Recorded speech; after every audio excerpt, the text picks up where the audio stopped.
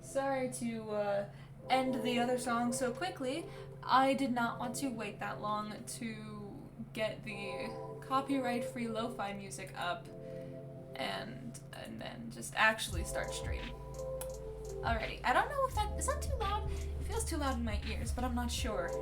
Hello, chat. Hello. I know I said that I'd probably stream on Sunday, but then that didn't happen. Oops. The missile is very tired. He is EP. The missile has had a very long day of splashing bandits. What the fuck?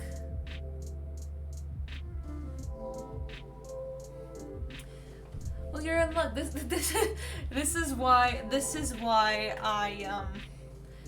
I normally stream reading late at night. Is because it's kind of like a bedtime story. The missile is very tired. He is EP. The missile has had a very long day of splashing bandits and wants to take just a small sleep. He EB and Neebies to sleepy. Wait. Oh wait, no! The more that it's that one thing on TikTok. I've seen it before. It took me a while. It took me a while. It took me a while to realize what that meant.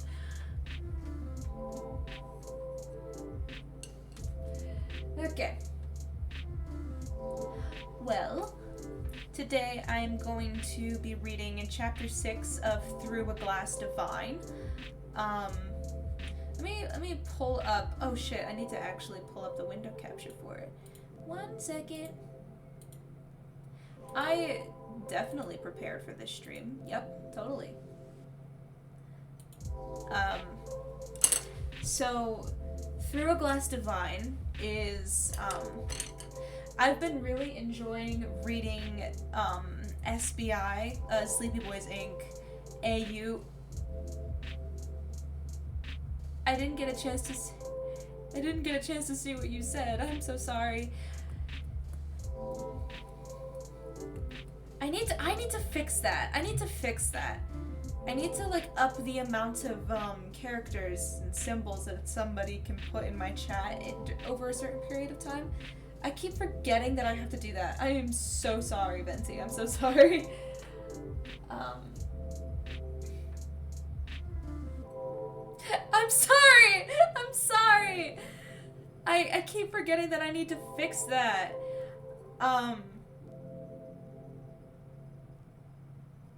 Okay, that also explains it. Don't send long copy pastas.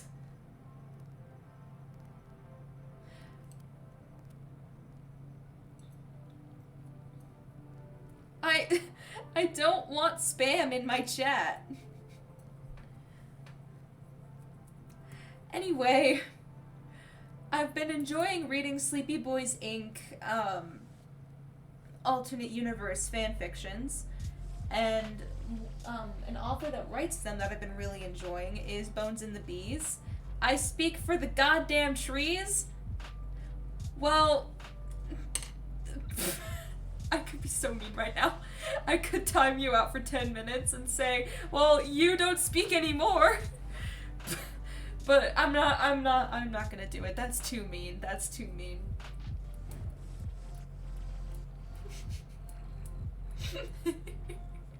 You're right, I would never. Well, I would to randos. I'm gonna have to bring up Shields. What about Shields? What did I do at Shields that constitutes blackmail?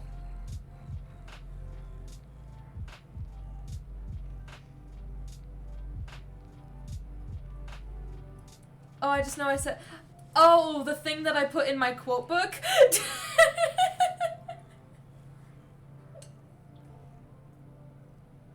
You said,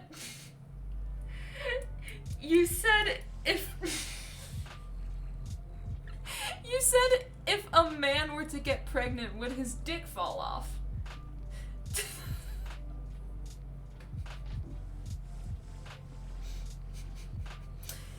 Digital footprint, digital footprint. Yeah, you did! You did! Anyway, the author of Through a Glass of Wine is Bones and the Bees, a very amazing writer.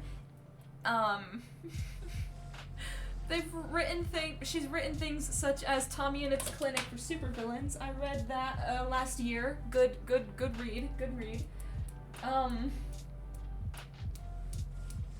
You should ask the Cowboy Monty AI? About what? Oh. Never mind. I know what you're talking about.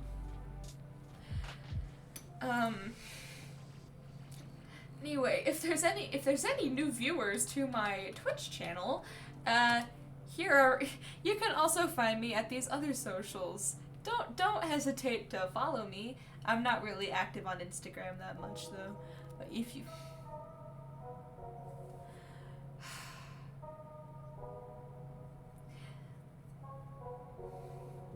Through a Glass of Wine is basically a story about religious trauma.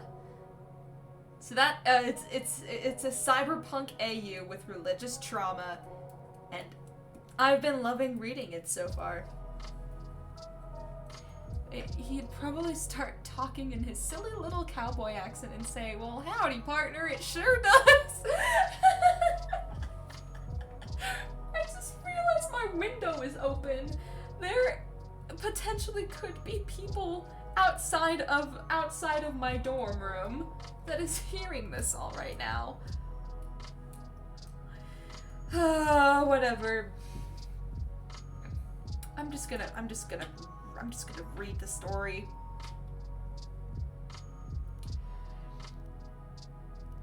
Can Adrian hear? No. There. No, Adrian's in a different dorm. Also, like, even though we are, like, right, like, the dorms are next to each other, I highly doubt that, you're trying to read, but I'm too funny for you. Yeah, maybe I should stop looking at chat. Make it emote only.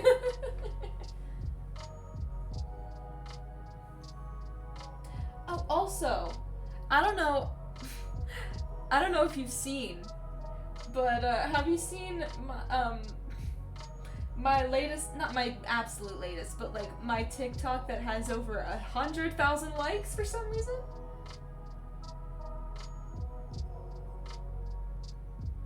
I yippied too close to the sun on that one. You ate it? You ate my TikTok.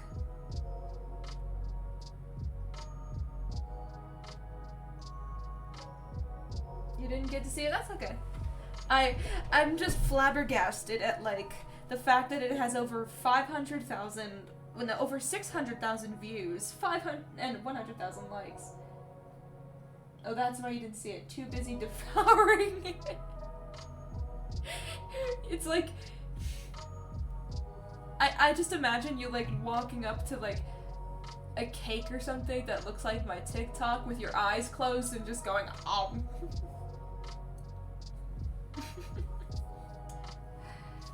Okay, I'm gonna read the story. Oh wait, I just realized. I can look at the mod logs. Oh my god, yeah, that...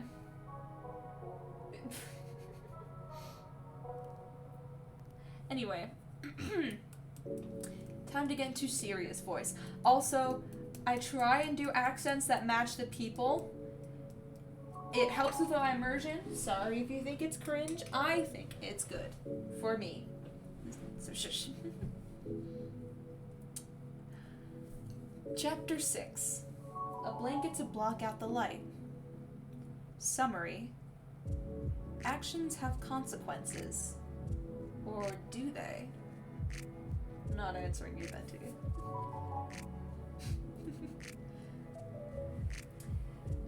The morning after his escape attempt, the Pythia was woken up by someone walking into his room. His eyes flew open, panic seizing his chest as he immediately moved to cover his eyes. But then he felt fabric against his face and remembered that he had fallen asleep with his blindfold on. The vice grip around his heart released, and he slumped back into the mattress, letting out a sigh of relief. If I wrote a fanfiction with Cowboy Monty, would you read it? Would you read Monty in a cowboy accent? I mean, probably. I don't know who Cowboy Monty is. And the fanfiction, there has to be some rules. I'm not okay with reading like ship fics for IRL people or NSFW.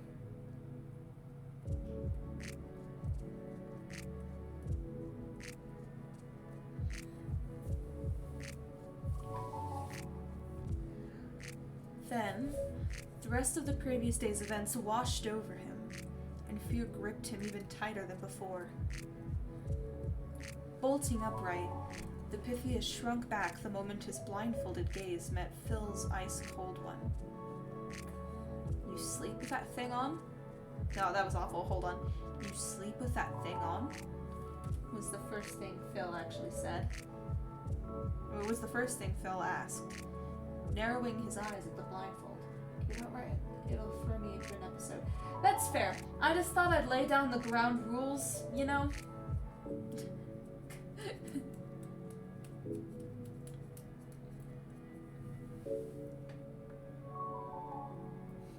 Bet.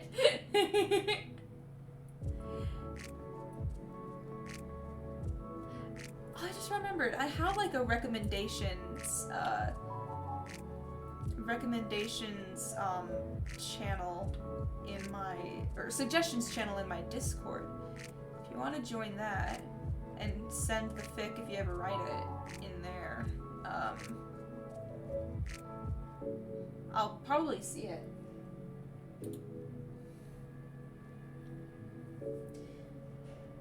The Pythia clenched his jaw. Not usually. His thoughts tripped over themselves as he tried to remember why he slept in the blindfold. But then he shifted his arms to wrap around himself, and an ache ran through his wrists, reminding him of the metal and flesh hands that had undone his ties when he was lost in his disjointed dreams. That had to have been Tommy who untied him. But why would he do that? Why would he care if the Pythia was uncomfortable when he'd almost killed the kid earlier that same night? The question burned in his mind, but with Phil's gaze piercing through him, it was one he was forced to push aside for the time being. For a moment, Phil looked as though he wanted to ask more about the blindfold.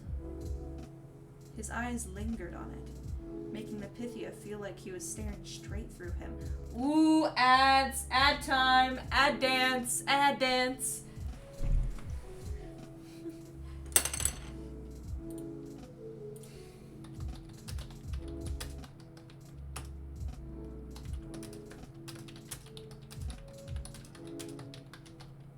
Eat up the ads, give me money.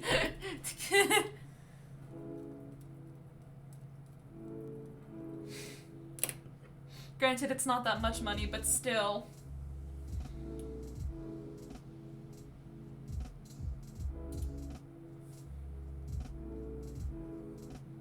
You're not getting ads?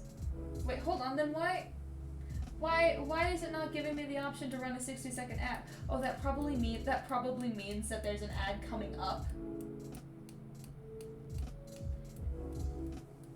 And it's like a time frame. Well, anyway, what's ads role? Please don't leave. I'm a broke college student that needs money for Gen Loss merch. and also my trip to New York.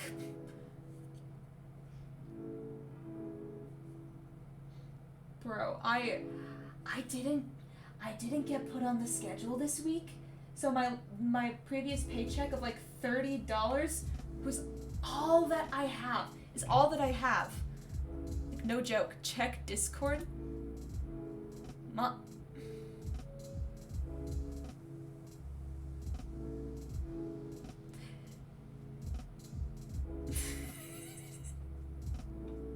What the fuck is this? What the fuck is this?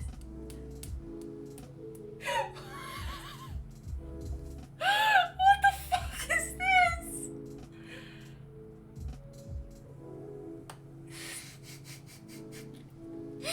If you want me to read it out, I'll read it out at the end of stream. I don't want to stray too far from the story.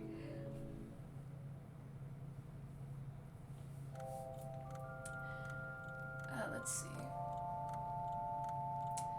His eyes lingered on it, making Epithia feel like he was staring straight through him. His mouth was pressed into a thin line, his shoulders tense with silent anger. Dark circles had settled themselves under his eyes, and despite the fact that he wasn't wearing his metal wings right then, Epithia could perfectly imagine the metal feathers being ruffled with frustration. Also, is the music too loud? Wait, that happened to a streamer you watched? Oh! Of course you meant in the game. I thought you meant in real life. I'm gonna turn down the audio output capture a little bit, because I feel like it's... There we go. I feel like that's a good equilibrium.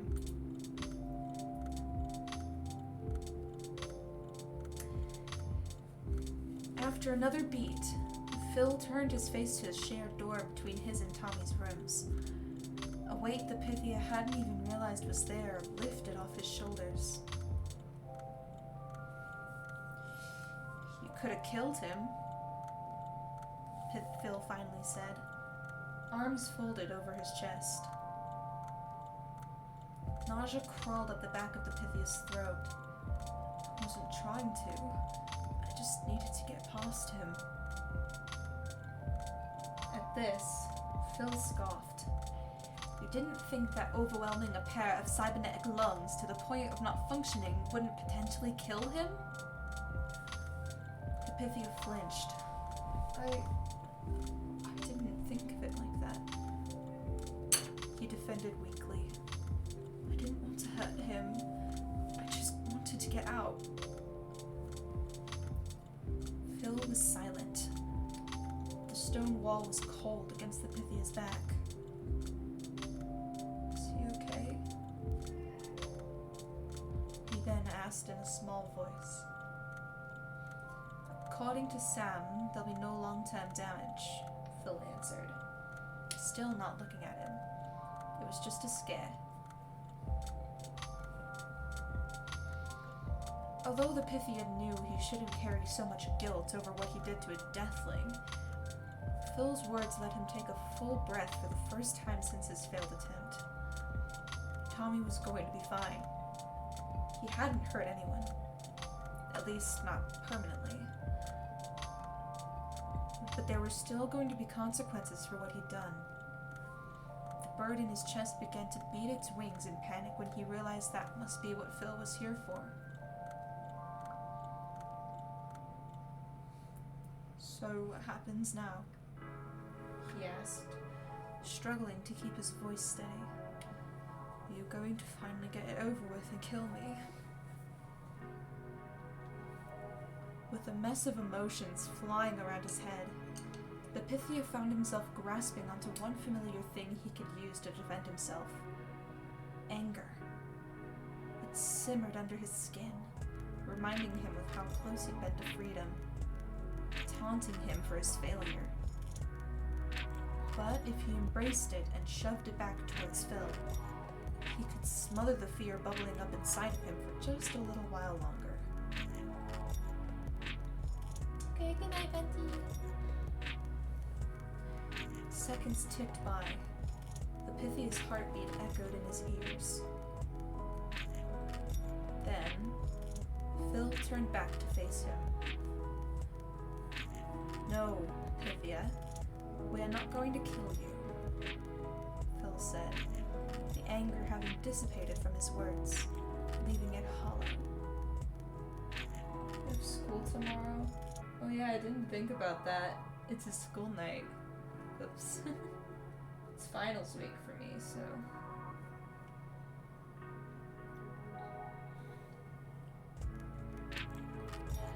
The Pythia frowned. Although he should have been relieved knowing he wasn't about to meet his demise, frustration washed over him instead. Because it still didn't make sense. None of what the Deathlings did made sense. Are you fucking serious? He snapped without thinking. After all this, after I've been nothing but a thorn in your side since you first dragged me into this forsaken temple, you're still not going to do anything? Phil narrowed his eyes at this. What? Do you want to be killed? The Pythia stiffened. No! Then why do you keep acting like you do? Phil challenged, taking a step towards him. You're right to describe yourself as a thorn in my side. You throw tantrums like a fucking toddler, dropping food on the ground, ruining a game for no good reason. It was annoying, yes, but it wasn't anything we couldn't deal with. But then, Phil crouched down so he was at eye level with the Pythia, who was still sitting on the bed. Then you nearly killed Tommy. There was a threat threaded through his words, but the Pythia clenched his jaw and refused to let himself shrink in front of the leader of the Deathlings. What did you expect me to do? He shot back, lifting his chin. Did you think I'd just go along with being kidnapped? That I'd accept this place as my new home and happily live here for the rest of my life? A bitter laugh bubbled up from his chest. Of course I was going to fight, you fucking imbecile! Something sparked in Phil's eyes at the insult, and the Pythia tensed, ready to jump back if he needed to.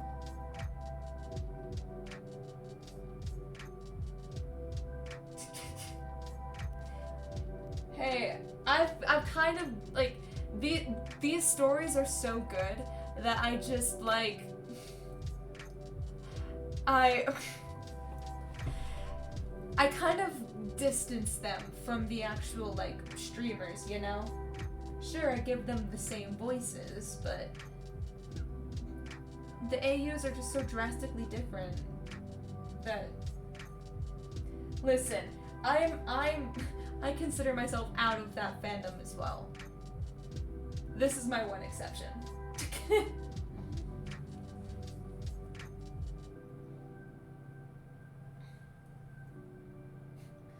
Sorry, though. I thought me saying SBI was enough. Was enough of a warning that if you didn't want to hear me read the story, you could leave.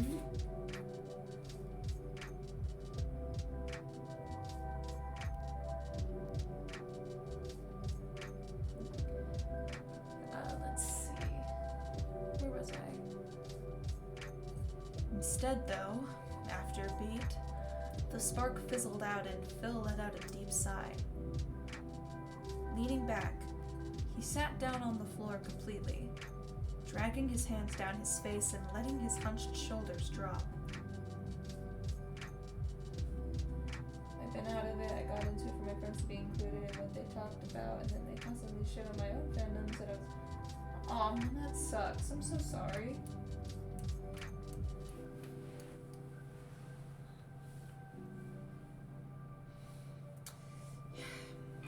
You're right, he muttered between his fingers.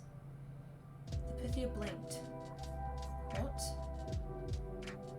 Opening his eyes again, Phil pushed his hair back from his face, worry and exhaustion clear in the lines around his mouth. I said you're right. I fucked up. I don't really know why. I expected you to be more complacent. But if I was in your shoes, I'd do the exact same thing. Complacent. Decoration. A pretty bird. It was all the same thing, dressed up in different words. I serve my goddess, the Pythia said, Phil nodded. As I serve mine. He turned to meet the Pythia's blindfold again. This doesn't change the fact that I'm fucking furious with you for hurting Tommy. I understand why you did it, but that doesn't mean I'm okay with it. The Pythia took a breath to try and steady his racing heart. So what are you going to do about it? Furrowing his brows, Phil considered this for a moment. You ask that like you want me to say I'm going to hurt you, Phil pointed out, icy eyes searching the Pythia's face. Why? The nausea was back. Because there's no reason for you not to, Pythia explained, twisting his fingers together to hide their shaking. At this, Phil's frown deepened. Just because we're followers of death doesn't mean we're cruel people, Phil explained. I know you might not believe that, but it's true. Like I said, I'm furious with you, but I have no desire to hurt you. No, that didn't make sense. If Phil was as upset with him as he claimed, he'd want to hurt him. And given his reaction to Tommy the night before, he wasn't lying when he said he was furious with him. Unless he was still just a bird in a cage to the deathlings. A misbehaving bird, sure. But you didn't beat a bird for pecking at the bars of its cage. You simply put a blanket over the cage to shut it up. Why can't you just get it over with? The Pythia asked, frustration twisting his words. Phil blinked. Get what over with? Get what over with?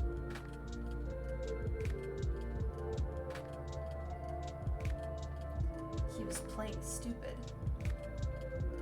Fucking hit me or something! The Pythia shouted, the cage of his chest violently rattling now. Hit me, starve me, try to kill me. I can't take it anymore. I'm sick of waiting to see what's going to make you snap, so just get it over with already. He was heaving now, heart slamming against his ribs as conflicting emotions collided over and over again in his mind. He was angry that Phil wouldn't just get it over with, but he was also terrified of what would happen when he did. He was frustrated that even here he was still being treated like a decoration, but he had no idea how he'd react if they treated him as anything else. The Pythia had failed. Failure has consequences. Phil stared at him with wide eyes, something unreadable flashing over his face. After the longest 10 seconds of his life, Phil scooted backwards, holding his hands up by his head as he slowly rose to his feet.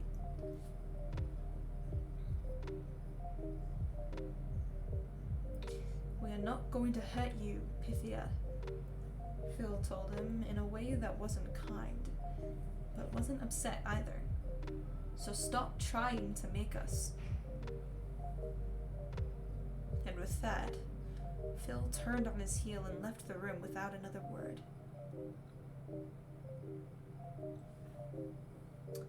For the first time since he was brought to the temple, the Pythia spent the entire day in his cell. At first, he was sure that Phil would come back at some point. Despite claiming that he wouldn't hurt the Pythia, there had to be some kind of consequence for his escape attempt. So he sat against the wall, arms wrapped around his knees, anxiety twisting in his gut and nausea burning the back of his throat as he waited, and waited, and waited. Hours passed, or maybe it was minutes. The Pythia couldn't tell because he didn't have a clock in his cell. Eventually, his anxiety gave way to boredom. A headache pounded in his temples because of how long he'd been wearing the blindfold for, but he didn't dare take it off, considering someone else could walk in at any second.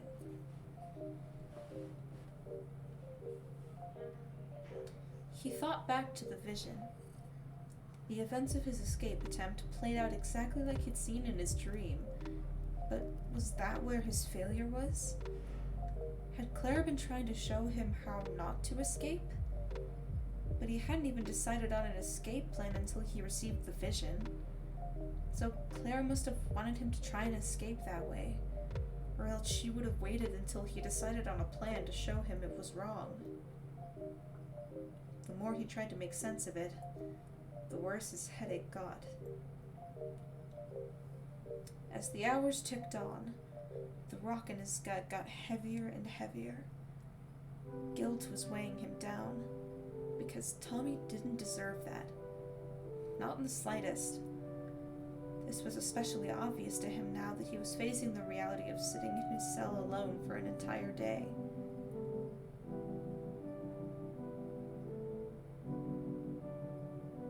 The very thing Tommy had refused to do to him despite how many times he tried to goad Tommy into it.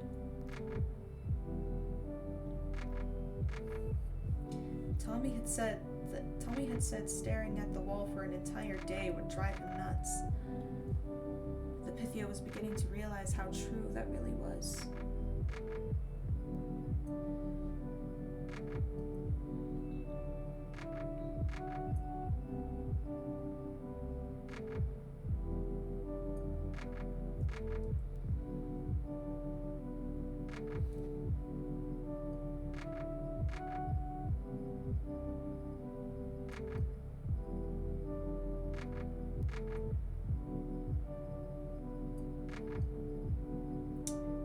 Sorry, I was looking at something.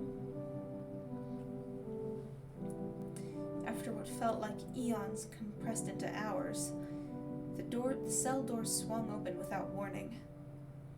The Pythia jumped back, limbs stiff from spending the entire day sitting on the ground. He was prepared to see Phil again, and tried to figure out what else the man might want to talk to him about. Fear shot through him when he found himself staring into a pair of bright red eyes instead. Techno's face was unreadable as he let the door shut behind him. There was a tray of food in his hands, holding a few bread rolls and some other kind of artificial meat the Pythia hadn't tried yet. He shrunk back when Techno's gaze fell upon him, expecting the man to scowl. To his surprise, Techno's face didn't change when he spotted him. He simply took a few steps forward and crouched down to set the tray in front of him. Sorry we didn't bring you anything for breakfast. Things were a bit hectic this morning, Techno said, moving back so he was standing by the door again. Oh. The Pythia thought that had been intentional on their end. It's fine, he muttered, trying to ignore the growling in his stomach as he pulled the tray closer. Picking up a bread roll, he tore it in half and watched steam curl out from the warm insides. The hunger he'd mostly forgotten about through the day returning to him all at once. As he took his first bite, he glanced up and noticed Techno hadn't left. He stood by the door, eyes narrowed as he watched him eat the bread, and the Pythia felt heat rise to his cheeks. Do you need something else? The Pythia asked, setting the bread roll down. Techno was silent for a beat. Then, he sat down on the ground against the door, leaning back with his arms folded over his chest. You talked to Phil this morning, he said, his voice flat. The Pythia nodded, wondering where this was going. I did. Another beat passed. Techno stared at him, unblinking, before bringing one of his knees up to his chest and resting his arm on top of it. You know, everyone in the temple is pretty pissed at you for what you did to Tommy. The Pythia winced.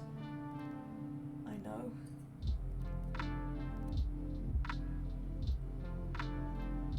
But, Techno continued, cutting him off, it's our own fault for letting it happen. Is this where I get confirmation about my theory being right? I have this theory that Tommy has visions like the Pythia, and that he was able to predict that, like he had a vision that Wilbur, or the Pythia, was going to do this to him. For a moment, the Pythia wondered if he heard him wrong. When Techno's flat expression didn't change, and he realized that he had indeed heard him correctly, he frowned. What? Look, despite how pissed I am at you right now for hurting the kid, I can also take a step back and see how this is more our fault than yours, Techno said, fiddling with the rings on his fingers. You've been kidnapped. Of course you were going to try to escape, but for some reason we thought having one 18-year-old kid guarding you was going to be enough to prevent that from happening. It was similar to what Phil had said during their conversation. Despite the fact that he was the one who hurt Tommy, Techno was saying it was their own fault for letting it happen in the first place. Even though Techno had threatened his life just the night before, he was able to step back and view the situation as a whole. That was a level of rationality that the Pythia knew he wouldn't have if the roles were switched. Can I ask you something? The Pythia then asked, his heart rate picking up again. Techno furrowed his brows, suspicion dripping from his gaze. Shoot.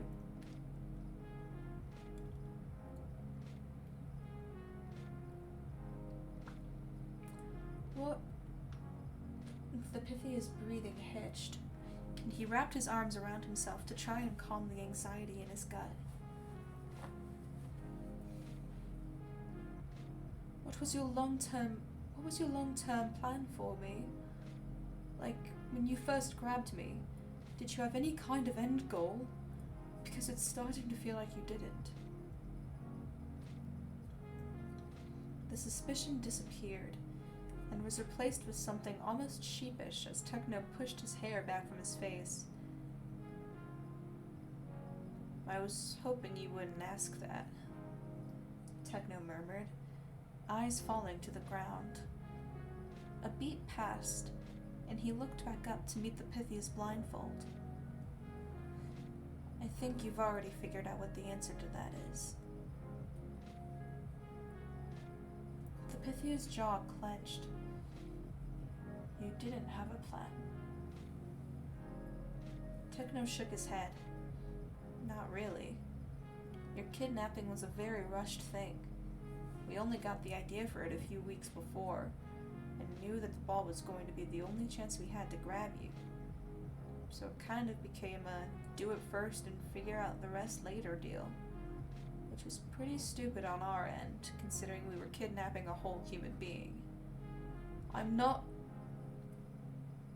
The Pythia cut himself off from correcting Techno's last point, because while it was true that the Pythia wasn't supposed to be considered a human being so much as a vessel for the divine, that was a whole thing he had to explain, and he wasn't sure how receptive Techno would be to a lesson on Pythian tradition right now. Techno raised an eyebrow in silent question. The Pythia shook his head. Never mind. Go on. Although Techno seemed suspicious of what he was supposed to say, after a beat, he shook himself off and continued. just trying to say that we're less pissed at you about this whole thing than we are at ourselves, Techno explained. We're protective of what's ours, you know? The Pythia blinked and told me He trailed off, letting the question hang in the air. He's Phil's to protect, and he's also mine to protect, Techno said, leaving the explanation there. It was our job to look out for him, and we didn't do that. I wouldn't put a scared dog in a cage and not expect it to try and bite back, so it was pretty stupid to think he wouldn't try this at some point. The Pythia huffed at this. I like to think of myself as closer to being a songbird than a dog, considering I'm the chosen for Clara and not some mangy mutt. Techno narrowed his eyes. I didn't mean it like that. It's fine. I'm a canary in a cage and all that. You're not. You're a person, Techno said, his tone leaving no room for argument. But despite that, the Pythia wanted to argue anyway. He wanted to repeat the former Pythia's words to Techno, to make him understand his error.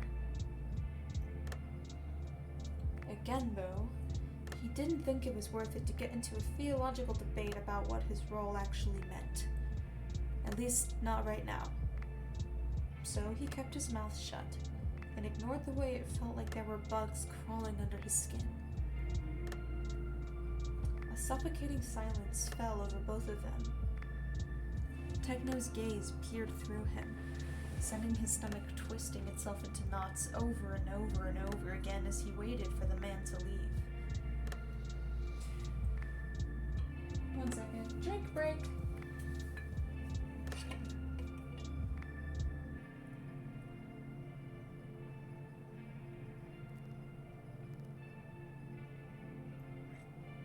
Oh, that's better.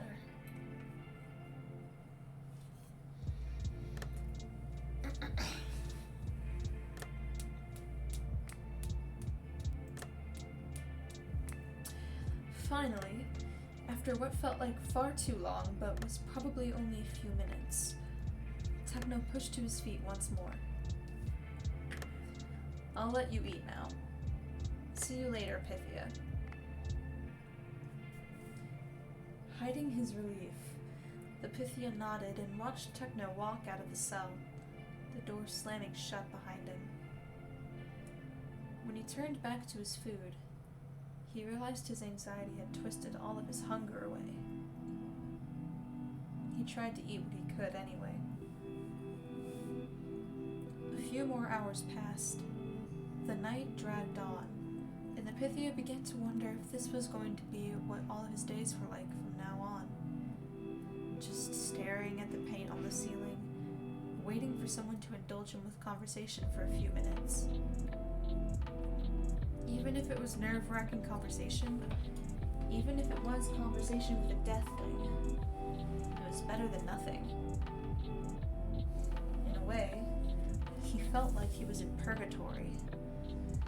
Waiting with no end in sight. Waiting for someone to open the door to his cell. Waiting for any idea of what to do next. Waiting for Clara to grant him her guidance once more, even though he didn't deserve it. He wondered what Clara thought of him right now. Was she looking down on him with sympathy or contempt? Was she upset at how her chosen was being treated? Or did she think he deserved it for his failure? The colors on the ceiling began to swirl together the longer he stared at them. Rosy pinks and sunshine yellows blurred into shades of orange, growing brighter and brighter as his vision turned blurry. This was his night sky now, a beauty that was completely foreign to him. A reminder that this wasn't where he belonged, no matter how gorgeous the sight was. In a way, the wait reminded him of a different time. A different life, almost. Let me out of here! He shouted, banging his fists against the wall. The sound echoed across the room, pain radiating through his fists and up his arms. Tears welled up in his eyes as he kept going, desperate for someone to open the door. Anyone.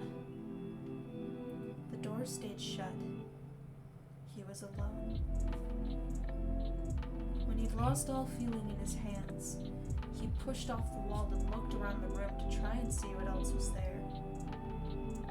Although the space seemed like a rather plain bedroom, he was sure that the bedsheets alone were worth more money than he'd ever seen in his entire life.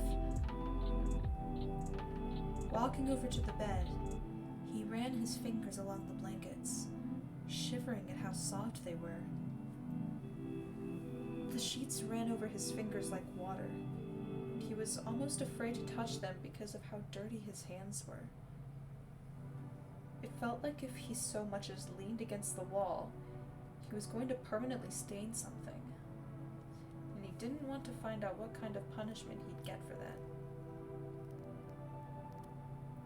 So instead of instead of sitting on the bed or leaning against the wall, he sat on the floor. The marble was smooth and cool to the touch, shining with a fresh coat of polish that he was sure he was tarnishing.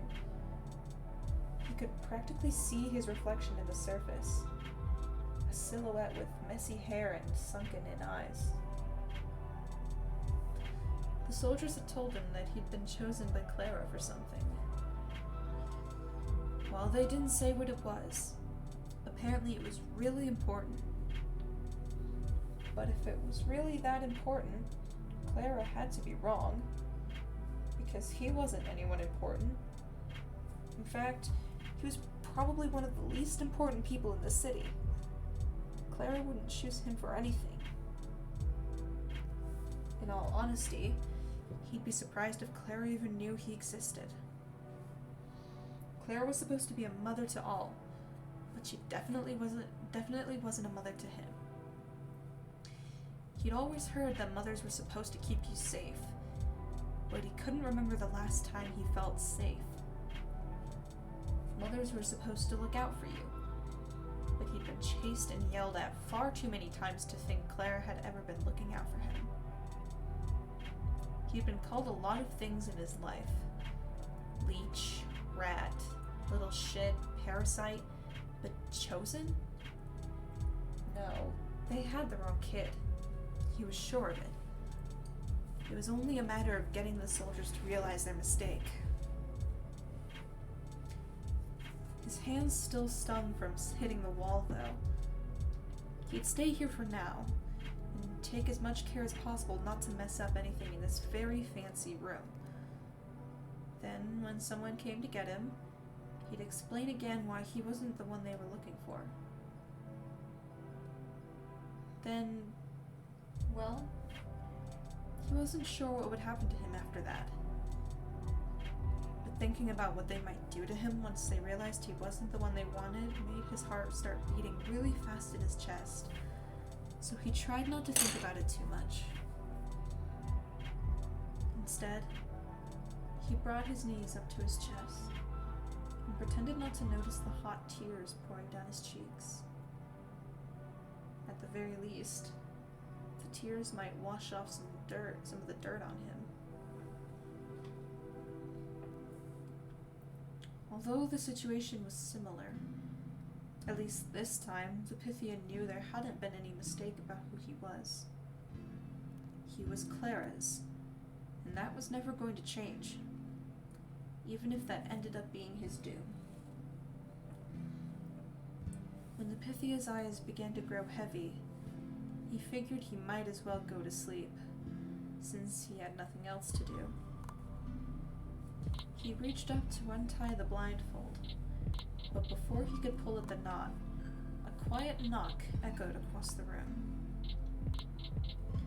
The Pythia immediately dropped his hands as his heart leapt into his throat.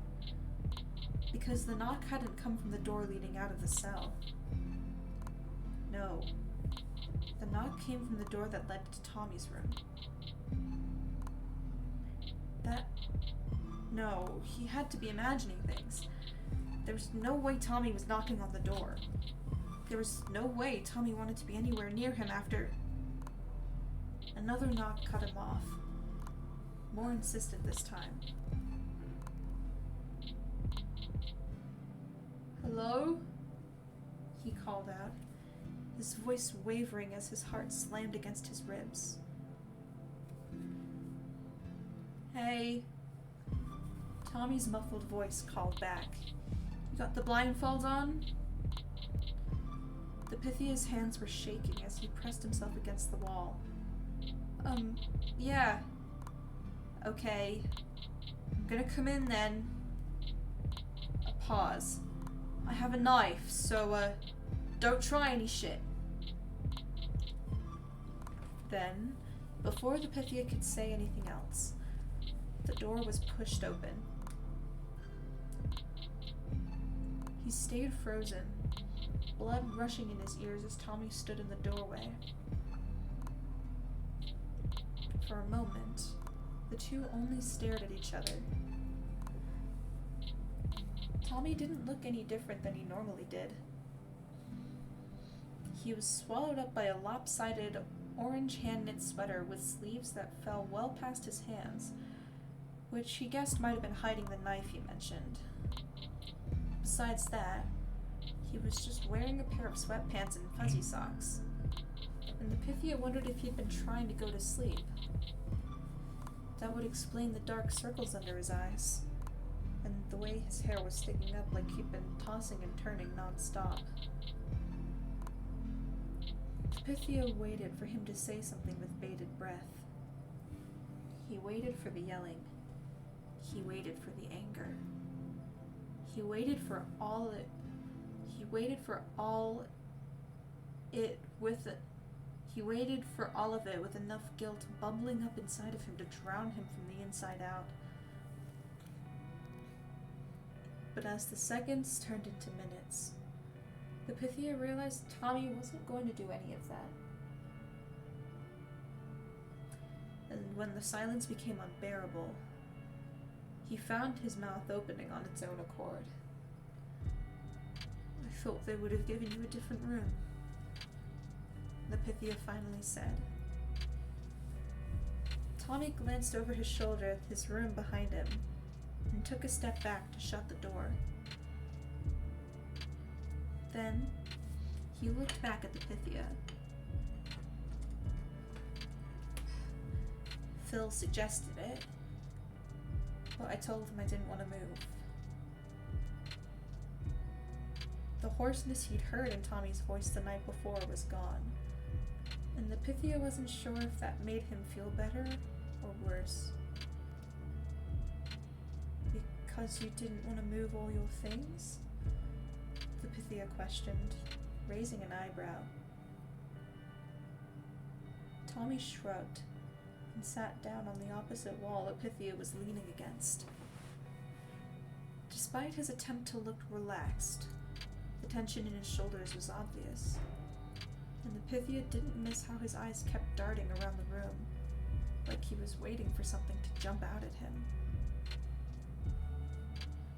"Partly that, but I can't keep an eye on you very well if I'm down the hole now, can I?" Tommy tried to smile like there was a joke in there somewhere, but the Pythia could tell it was forced. "You're still going to be my god?"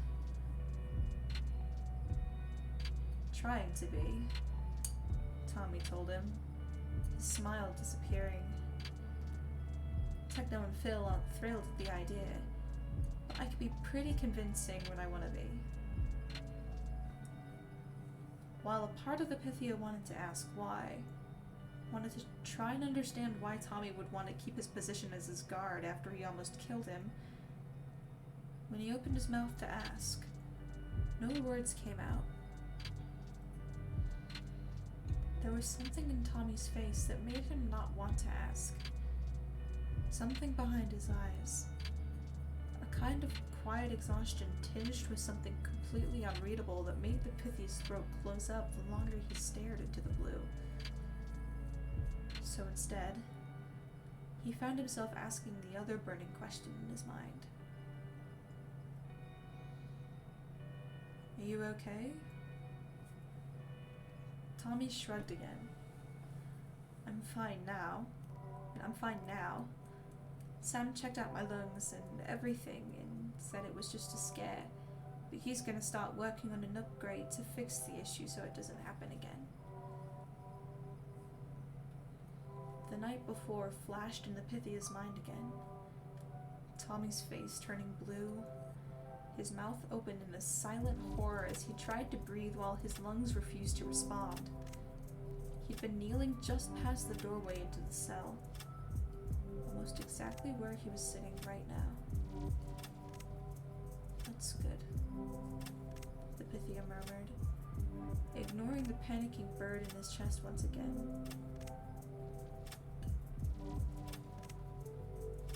Tommy narrowed his eyes at this. Kind of weird for you to think it's a good thing, since it means you won't be able to use it against me anymore. The Pythia winced, eyes falling to the ground. No, it's a good thing. A moment of silence stretched between them. The Pythia brought his own knees up to his chest, curling in on himself as the tension weighed down his shoulders. Did Phil and Techno scare the shit out of you today? Tommy finally asked, raising an eyebrow at him.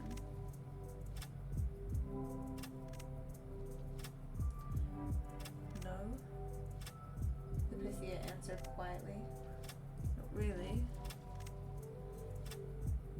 That's what he had been expecting. Threats and anger and possible violence. But instead, Phil insisted he wasn't going to hurt him, while Techno said that it was their own fault for not expecting the Pythia to try and escape. And while this should have been a relief, in a way, it was anything but, because it just added to all the things he didn't understand about the Deathlings. That's a surprise for those two overprotective dumbasses, Tommy huffed, tugging at the ends of his sweater sleeves.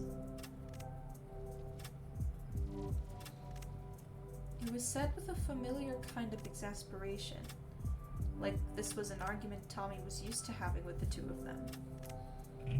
Once again, the question of who Phil and Techno both were to Tommy sparked in his mind, and he found himself opening his mouth before he could think twice. So, is Phil like... He hesitated, trying to figure out how to word the question in a less awkward way. Is he your dad?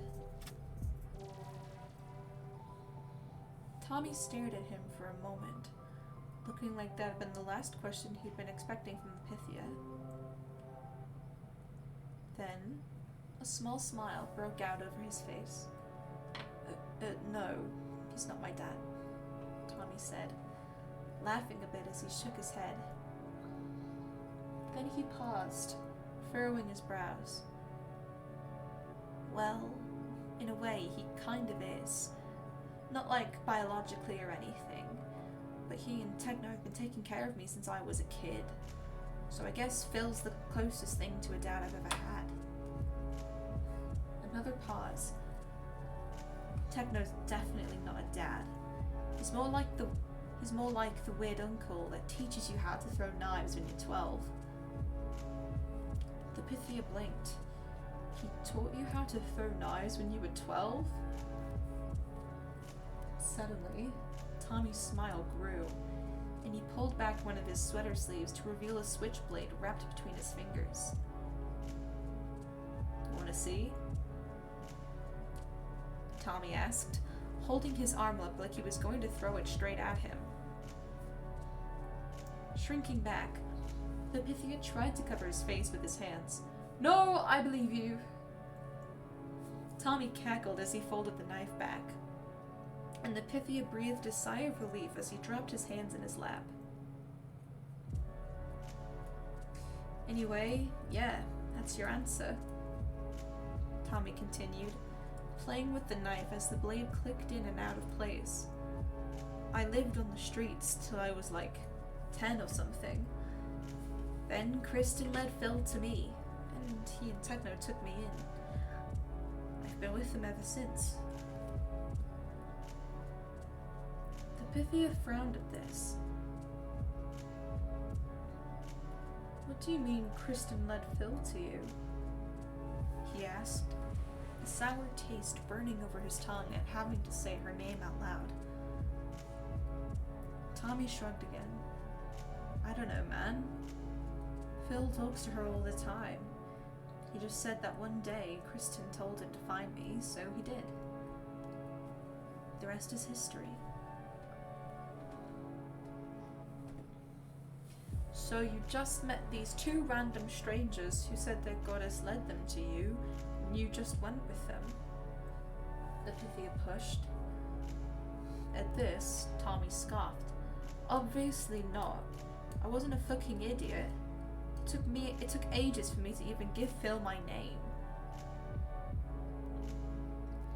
A stained picture was forming in his mind, and it was only making the rock in his gut heavier. Did Tommy ever get a chance to form his own opinions? Because if Phil and Techno were the only people around to take care of him and keep him off the street, it would be all too easy to coerce Tommy into becoming a deathling himself.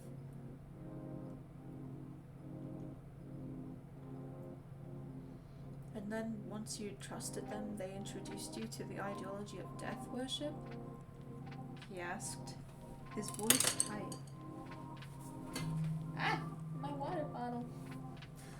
1 second. Drink break.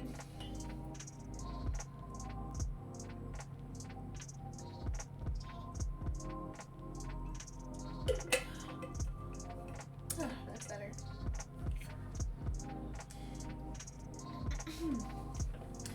To his surprise, though, Tommy shook his head. I found Kristen on my own before Phil ever even brought her up to me. He didn't brainwash me or anything, if that's what you're trying to say. Despite the heat rising to his cheeks at the call-out, the Pythia kept his chin high and met Tommy's eyes behind his blindfold. How did you find her on your own, then? I could barely find information on death worship in the palace library. How would a street kid learn anything about her without someone like Phil telling you? You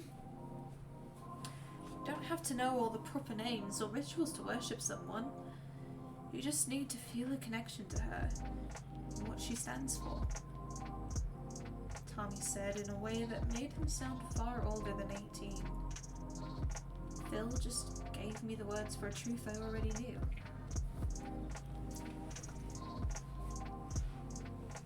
Oh. In all honesty, he'd be surprised if Claire even knew he existed. Tommy felt a connection to Kristen before he even knew her name. For some reason, shame welled up inside of him at that realization.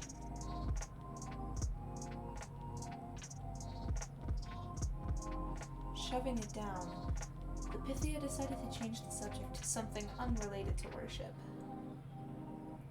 What else had Tommy said before he mentioned Kristen?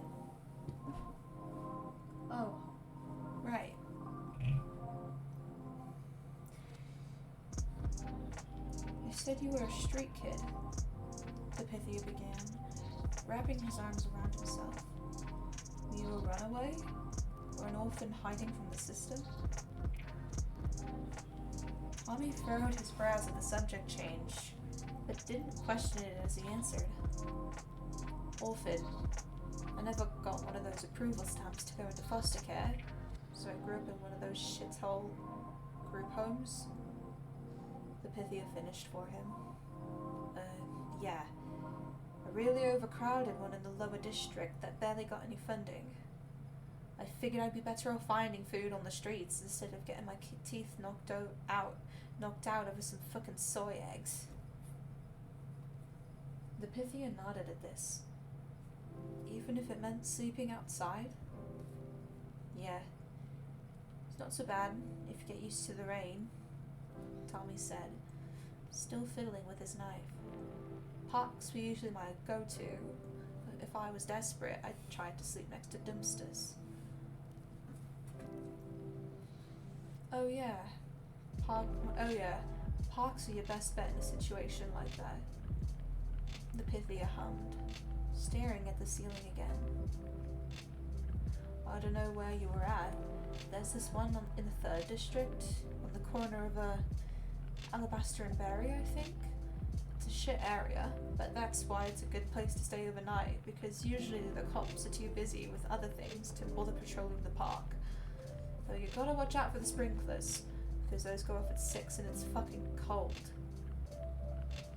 He paused then, shrinking back when he realized the tangent he'd just gone off on. Did you ever stay there? A long beat of silence stretched out between them. The seconds ticked on, and on, and on. Then the Pythia finally looked down again, and saw Tommy frowning at him. Yeah, I used to sleep at that park all the time, Tommy told him, suspicion dripping from his words. He paused, opening his mouth and closing it again, before finally asking, how do you know that stuff? Shit. Clenching his jaw, the Pythia curled further in on himself until he was practically swallowed by the pillows at the head of his bed. Tommy's stare burned through him, but he focused on twisting his fingers into a purple blanket sitting next to his knees, not trusting himself to open his mouth again. A minute passed, and then another. How old are you? Tommy then asked, his voice much softer this time. The Pythia continued to pull at the stray threads on the blanket in front of him.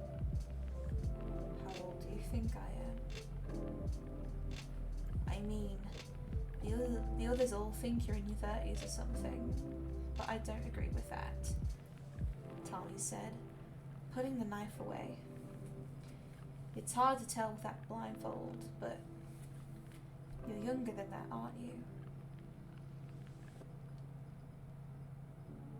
His hands stopped pulling at the threads.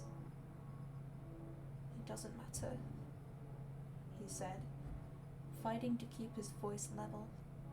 I'm the vessel for a goddess who transcends time itself. My age means nothing. He risked a glance up again, and saw Tommy's frown was even deeper than before. Another minute passed. The conflict playing across Tommy's face was obvious, and the Pythia silently pleaded with Clara that he didn't push the issue further. Whether it was Clara or luck, both seemed to be on his side when Tommy asked a different question instead.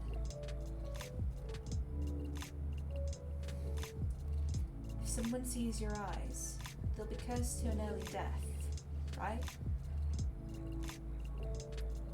The Pythia nodded, unsure where Tommy was going with this.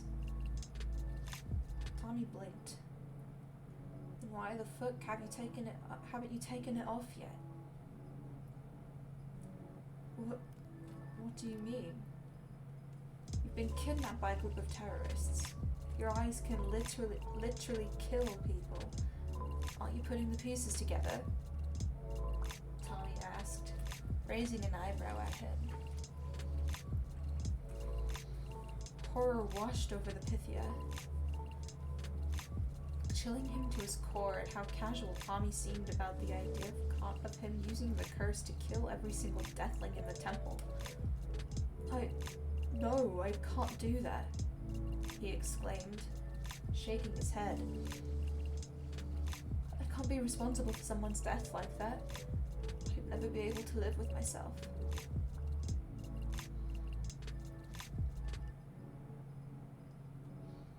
Tommy's eyes widened at this, before a beat passed, and something somber settled over his face. You were okay with being responsible for my death?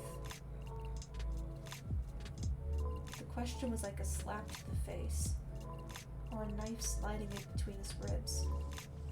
I thought you'd be okay, Pythia protested, his voice breaking. When you went to Sam's workshop the other day and talked with him about your lungs, he said that overwhelming them wouldn't kill you, so I thought that... He cut himself off with a shaky breath, squeezing his eyes shut as he tried to calm the flapping wings in his chest. He felt that literally making my lungs malfunction couldn't kill me, Tommy challenged, anger running under his words. Don't bullshit me. You're not an idiot. The Pythia flinched. Tommy was right.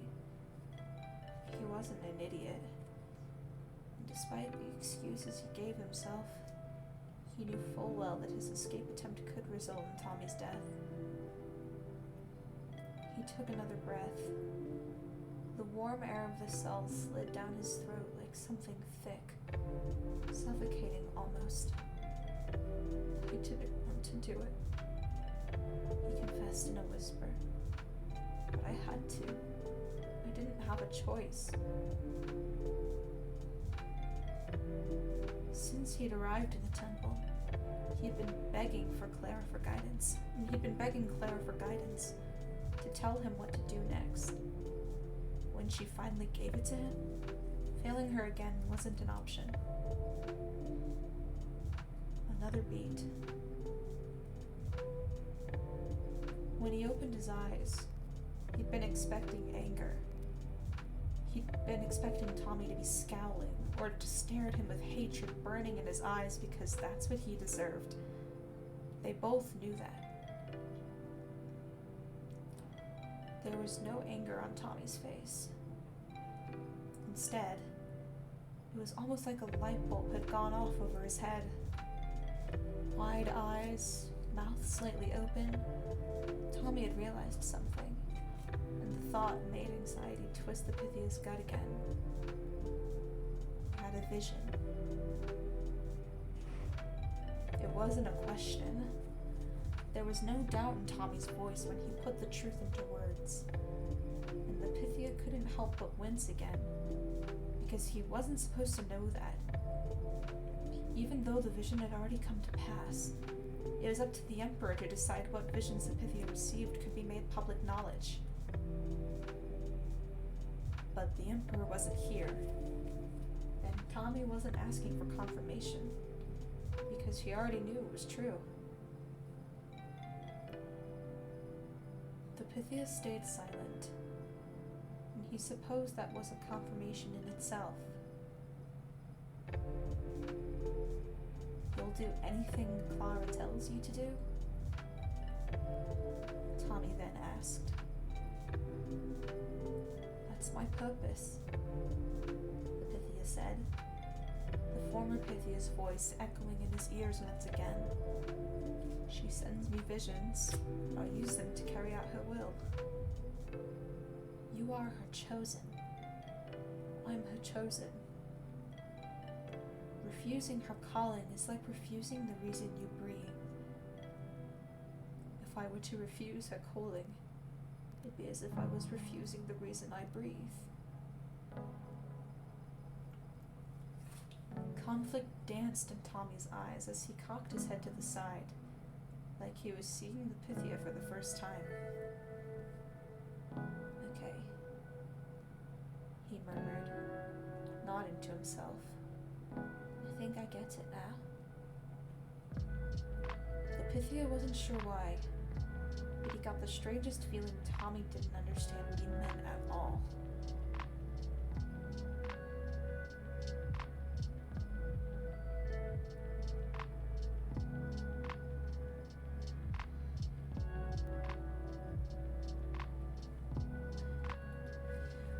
Woo! Okay, Jesus. That was a good chapter. So far, my theory hasn't been confirmed still, but I want it to be true. Wait, Lovejoy? Hold on. Lovejoy? Hold on. Wait, Lovejoy? Hold on. I just got a message in my Discord. Hold on. Lovejoy. What about him? What about him? What about him? What about him? What about him? What about him? Where's my fucking mouse? Where's my fucking mouse? My cursor disappeared. Oh god. Oh god. Shit. 1 second.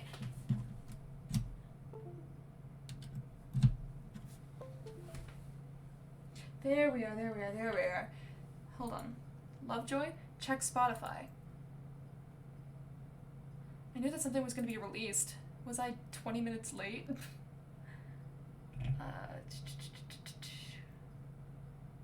Where's my search bar? Oh, there's my search bar. I'm silly.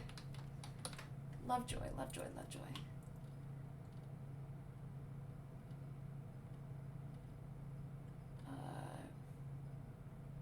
Show all? Oh.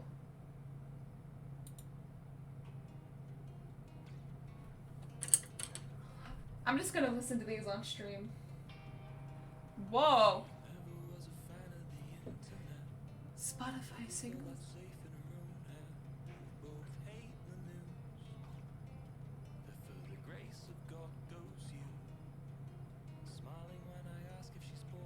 Can I just say,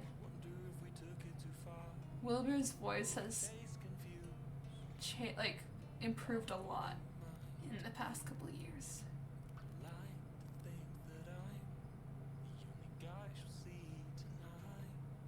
You can call me what you like, as long as you call me.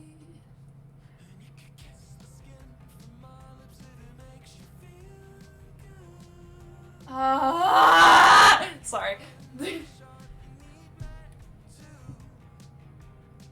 you can taste the beer.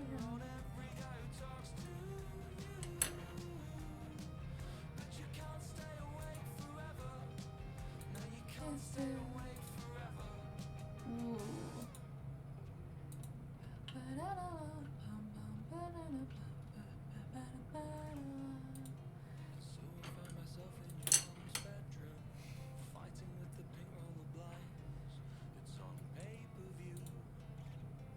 Just place your bets on it, plus that mine.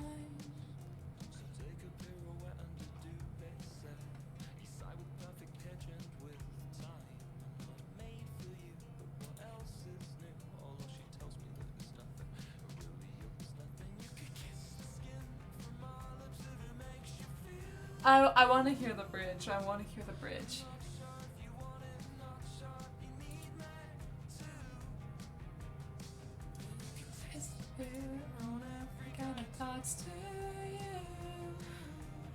Okay. While we listen to this, I'm going to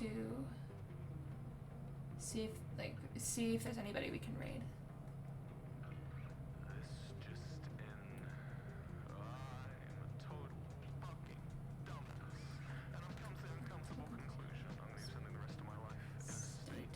Constant paranoia.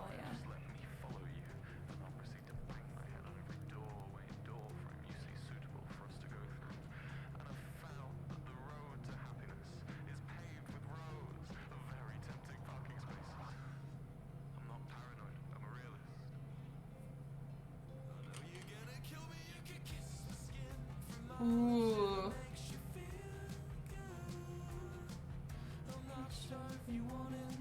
sure if you need me to. You can taste the beer, I'll never get a toss to you. But you can't stay awake forever. No, you can't stay awake forever. But you could kiss the skin from all the if it makes you feel good. I'm not sure if you want it, not sure if you need me to. You can taste the beer, I'll never get a toss to you. But you can't stay awake, you can't stay awake, no, you can't stay awake forever. Okay, new song.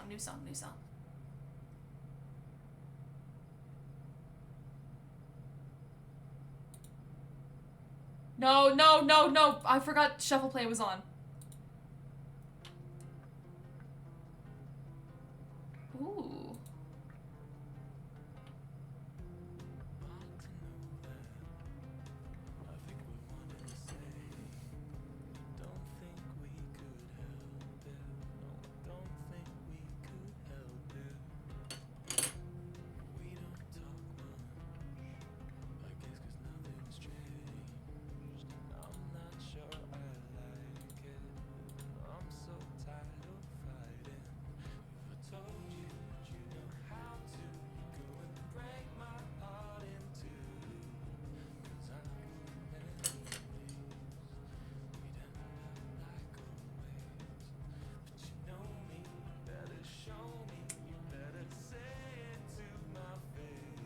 These are going in my stream playlist.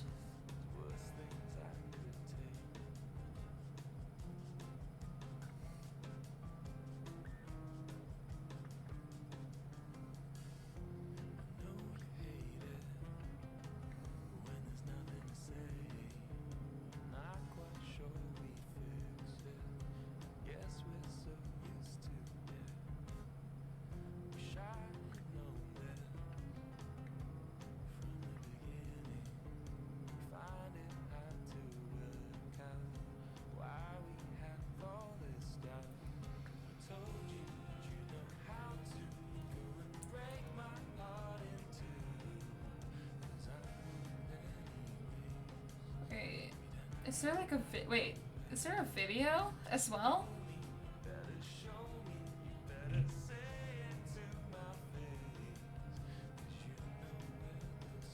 I'm gonna have to watch the video later.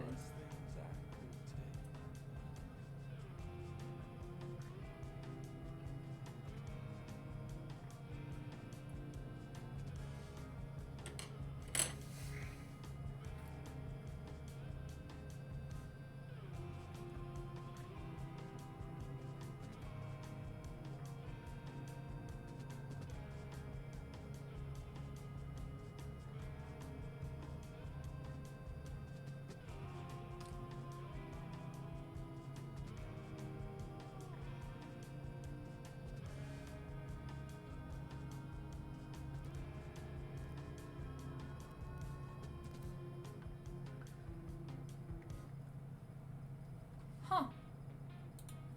I've already heard that. Okay.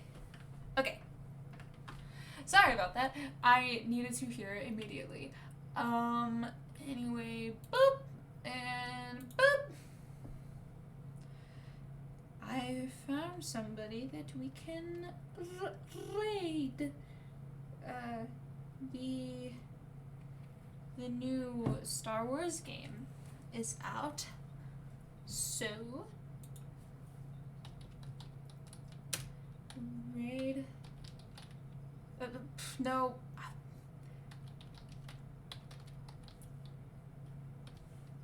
Okay. I think I spelled it right. There we go. Boom.